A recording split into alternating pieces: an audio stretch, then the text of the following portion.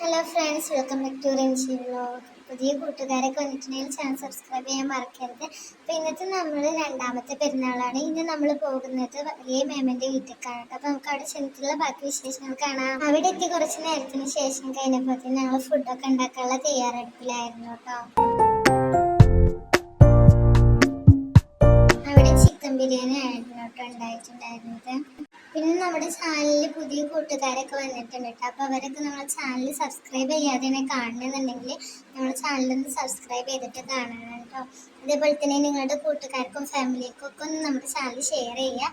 എല്ലാവരും നമ്മളൊന്ന് സപ്പോർട്ട് ചെയ്യണം കേട്ടോ.